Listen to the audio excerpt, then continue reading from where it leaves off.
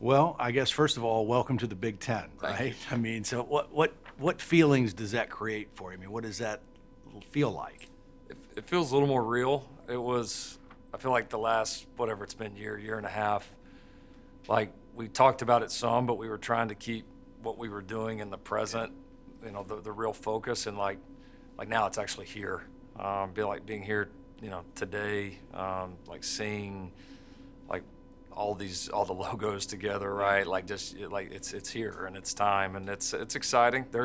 It's unique. It does, I think, for those of us that are football, purists Yeah. and long time just fans of the game. It'll take a little bit of getting used to, but it's also going to be incredible. Like Yeah. the matchups and what it's going to create from a competitive standpoint, I think is going to be really great. Yeah. So, I mean, when you think of Big Ten football, I mean, what comes to mind? I think you think of the history of it. I think you think of, playing in some of these different, venues, some of these different markets all across the country. I mean, I still, whether I think about, the old now Pac-12 or the Big Ten, I think about the Rose Bowl matchups. I mean, I think you think about the great players and teams that have been in it. And so, yeah, I mean, combining forces is going to be, it'll be very cool to see how the league continues to evolve, how teams adjust to teams coming in, how the teams coming in adjust to the new league. Like that's going to be, to me, a lot of the fun and kind of the chess match that'll be going on behind the scenes. Yeah. What are some of the specific challenges you think about joining this league and playing some of these games, travel, all the things that are involved that'll be different? Yeah, we've been lucky on travel in that we've had a couple of games where we've had to do some fairly significant travel already. I mean, we play Notre Dame every other year, and Right. so that for us, we haven't played just a very regional schedule. So I know there's going to be a little bit more of it. And there's going to be times where we're on a plane a little bit longer than what we used to be. But I don't feel like the travel is going to be a huge impact, especially because we gain hours when we come back True. after the late Yeah. game. I think the biggest thing is just getting ready for all these new matchups. I think the quality of teams week in and week out. You're going to be going up against new coaches, new schemes, new players, playing in new venues. So I think just getting ready for those challenges each and every week in a league where you haven't been a part of it. You don't have maybe that bank or that huge knowledge Yeah. base of all that's going on, and all of us are going to be learning each other in some ways on the fly. Yeah. And obviously, you experienced this a little bit with the trips to Notre Dame, but weather also is going to be a factor that's new. No way to really prepare for that. Just got to deal with it, right? Yeah, maybe I'll take my guys up to Big Bear or something and get them in the snow. But yeah, no, we'll end up we'll end up in some of those, but those are the most fun ones. Yeah. Your third year now at USC. Obviously, you've had ups and downs. I mean, good and bad. How close are you, do you think, to having the program where you want it to be? We're gaining steam. I mean, we've won. We took over a team that won 4 games the year before we got there, and we've won 19 in the first 2. And honestly, we've left, in my opinion, a handful of them on the table that we certainly could have had a chance to go get a few more. So, are we excited about the progress that we've made in every area? Like, absolutely. Like there was a lot more ready-made situations to go into. I'll put it that way. And I knew that. I mean, it's not poor me or poor us. We knew what it was. We knew that we needed new facilities. We knew we needed new staff. We knew we needed overall the roster. I mean, there's not really one thing that has not changed and hasn't changed drastically. And all those things are improving at a rapid rate. But when your starting point is where it was, it's going to take some time. And I'm proud of the progress that we've made in the first few years. I'm proud of the product that we've been able to turn over and put on the field the last few years where we've been right in the thick of it. Now, are we satisfied with it? Is it right now where it's going to be here pretty quickly? Not yet, but we are gaining steam fast, and the power of this place and the advantages that this place have are real. Yeah. And as this thing continues to gain momentum, watch out. One of the things, obviously, that needs to continue to pick up steam is defense, and how you play on that side of the ball. And this was kind of not new to you even when you were at Oklahoma. There were times where your defense was behind your offense. talk about the changes with the staff now defensively and what you expect from them this year. Yeah, I think looking for a similar turnaround to what we had after my first year and a half at Oklahoma. We made a change there, and defense really the last few years when we won the Big 12, went to playoff. I mean, the defense really became the strength of those teams, and excited for this change. Obviously, we brought in Danton Lynn from UCLA, who authored the biggest defensive turnaround in college football last season and has extensive NFL history, and felt certainly at every step of the way throughout that search felt like the right guy for our current team and our situation to help us take that step.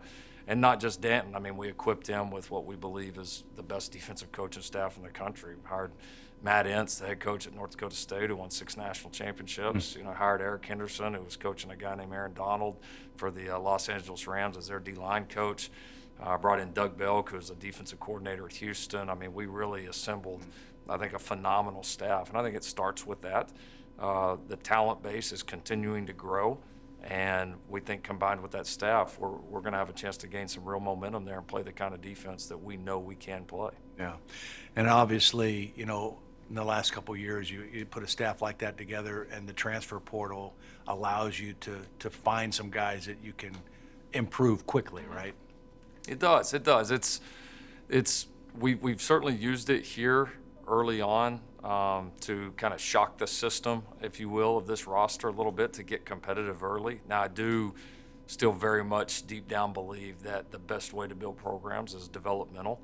And we've certainly kind of begun our shift from being pretty transfer portal reliant in the first couple of years to what we want to be long term, which is a developmental program that uses the portal here and there as needed. And this year was quite a few less transfers than what we've done, and I think that trend will continue for us, especially as we build a talent base, and we've got 2 full recruiting classes in right now that just simply wasn't there when we took over. And, a place like SC, obviously there's great talent along the West Coast to recruit, but has to be one of the few national brands, too, that you could go anywhere and people know the brand, right? You can. There's not a place in the country that you can't go recruit. People understand it. People pay attention to it. When you bring a recruit and their families out to Southern California and they get to see it, especially those that have never seen it before, I mean, the look on their face, you can tell. There's something really special about this place. And so, we certainly want to do a great job, in our home state and on the West Coast, first and foremost. But, to win this league, to get this program back to, in my opinion, where it belongs, we don't want to close the door on recruiting anywhere. And certainly, going into a league like this where we're going to play more games all over the country lends itself to, I think, maybe getting in a few different areas that maybe we haven't been in quite as much before. And you've started to see that with our recruiting here in the last year. So Caleb Williams is gone, right? Brilliant career, generational kind of talent and player. Miller Moss played exceptionally well in your bowl game. All right, how does that make you feel? Where do you think he is and his development and his readiness to take over? Yeah, I don't get too high or low about it, and probably being lucky enough to have had a few of the other guys that left, and then everybody was worried about, oh my God, what are you going to do when this guy leaves? Like, no, the next guy's going to go in, and we expect him to play pretty good too. And Miller, was able to do that. I think for the future of this program, the bowl game was just how it all unfolded was I don't know that you could have scripted it any better, honestly, where we just played at all of our young guys, and they went out and really showed out on a national stage against a good football team. Both Miller and a lot of our other young players just stepped in there and really not just handled that night well, but it was 6 weeks from the end of our regular season until our bowl game. It's a long time. Almost like another camp, It right? was. Yeah. And it's like that was like the beginning of this year's team in a lot of ways. You like kind of the heart and soul of this year's team. You could feel it, and I feel like that's continued. Miller's done a great job and handling, I think, all of it. And we got a good room in there. It's a good quarterback room. We've got experienced guys. We got 3 guys that have played college football, 3 guys that know our system. They have talent. They work hard. They're about the team. Like it's got the makings of being a really great group. Yeah. your whole career, I mean, you've kind of been the quarterback guru, whisperer kind of coach. I mean, just what has made you able to do that so well? I mean, what in your background, in some of your mentors, you've done a great job with quarterbacks. How has that evolved for you? Well, I mean, it starts with getting a chance to coach the right guys. I mean, it's still about the guys on the field. Always will be. I've had a chance to coach some phenomenal, teammates, players, talents. Yeah, I mean, I think we have a system, and not just a system of X's and O's, but just a belief system in the way that we recruit, develop, and coach that position that we believe in very much.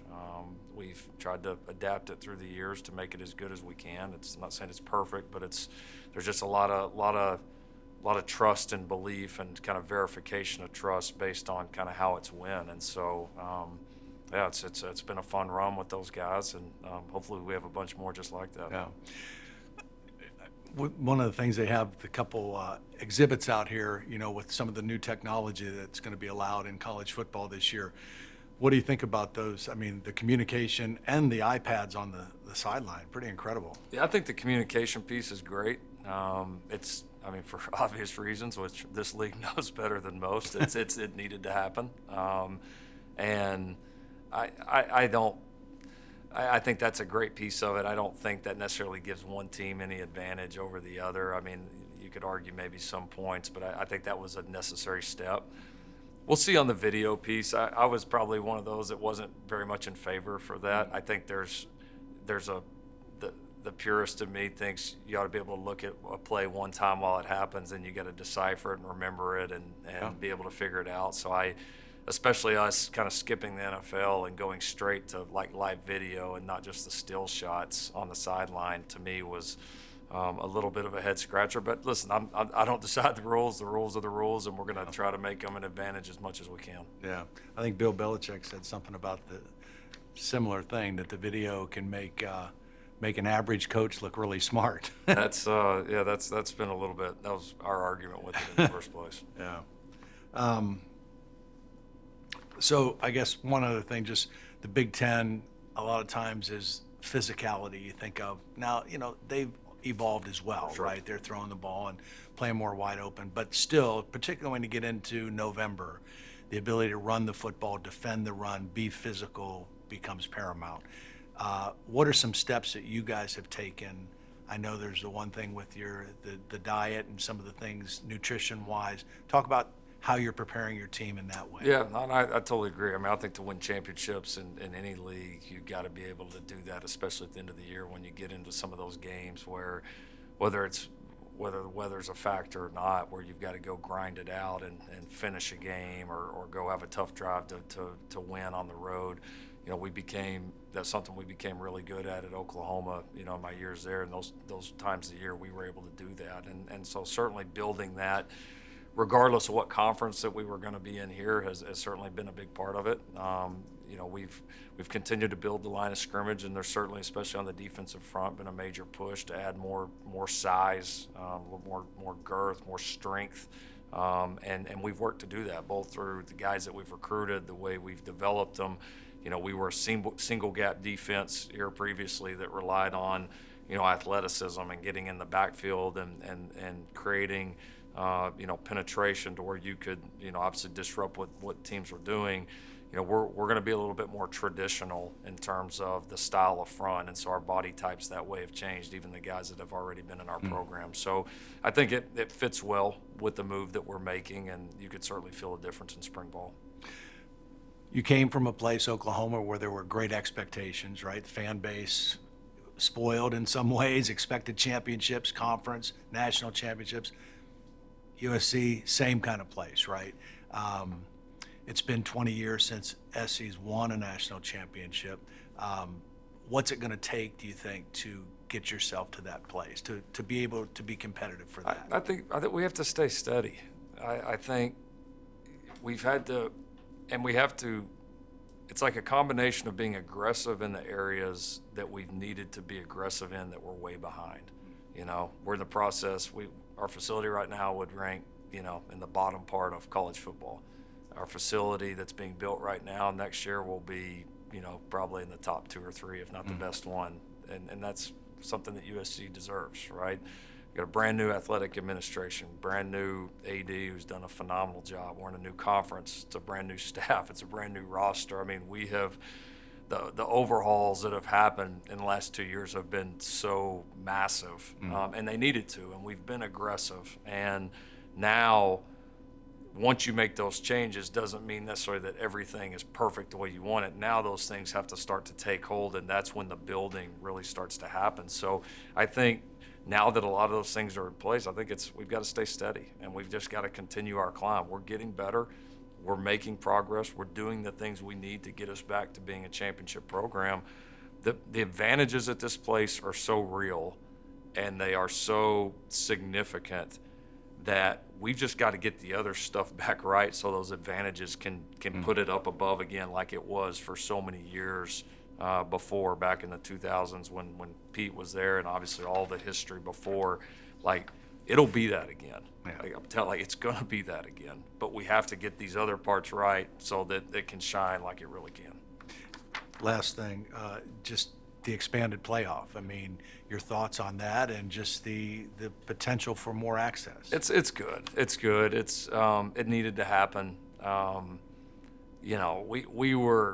We were fortunate, the years that we've been in the playoff mix. I mean, that we never really were like that fifth team out. I've never had to feel that. I mean, we got in all the years at Oklahoma. Our first year here, had we, finished off the Pac-12 championship, we would have been in it that year too. I mean, so I can't complain from a personal standpoint, but the fact you could be a conference champion and not be in the playoff has just never sat right with me, because conferences are not equal, certainly now.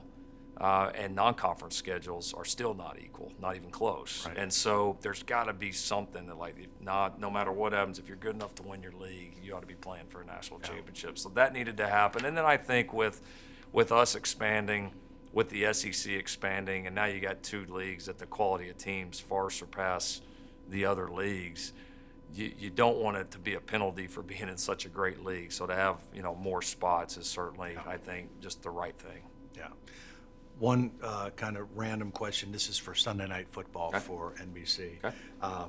Just your favorite Caleb Williams story that maybe defines what kind of person, player he is.